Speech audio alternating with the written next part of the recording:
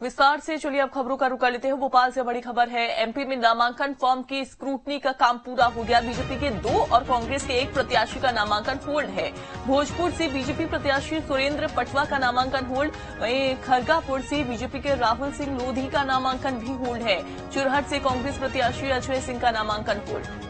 बिल्कुल, तीनों को रिटर्निंग ऑफिसर के सामने रखना होगा अपना पक्ष। सुनवाई के बाद ही तीनों के नामांकन पर आखिरी फैसला लिया जाएगा। सुरेंद्र पटवा के खिलाफ आपराधिक मामले छिपाने की शिकायत है। अजय सिंह पर खुद और पत्नी की संपत्ति गलत बताने का आरोप है। वहीं राहुल लोधी को कोर्ट से सशस्त्र राहत चुनाव लाभ का ये आरोप लगाया जा रहा है। तो आप देखिए, राहुल लोधी को कोर्ट से सशस्त्र राहत का आरोप है। एमपी में नामांकन फॉर्म की स्क्रूटनी का काम पूरा हो चुका है।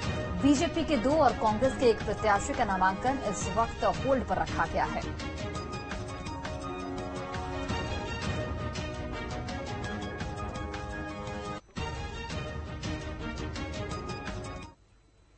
और चलिए नीलम का रुख करते हैं। नीलम हमारे साथ जुड़ गई हैं ज्यादा जानकारी के साथ। नीलम, प्रत्याशियों का नामांकन होल्ड कर दिया गया है, बीजेपी की 2 प्रत्याशी और कांग्रेस के 1। ऐसे में कब तक वो अपना पक्ष रख सकते हैं, कब तक ये होल्ड रहेगा नामांकन, और साथ ही कब तक बहाली की जाएगी?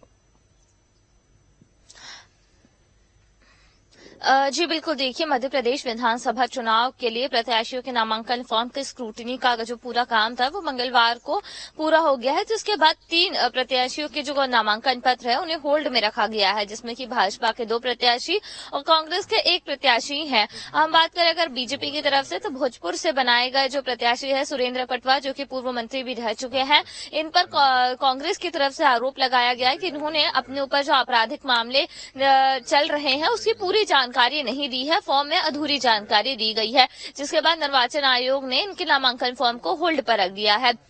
वहीं राहुल लोधी पर पहले से ही केस जो है चल रहा था, जिसके बाद हाईकोर्ट से उन्हें सशर्त राहत मिली गई थी, पर चुनाव लड़ने के लिए वो अयोग्य नहीं है, ऐसी शिकायत कांग्रेस की प्रत्याशी ने की है, जिसके बाद निर्वाचन आयोग ने इनका नामांकन पत्र भी होल्ड पर रख दिया है।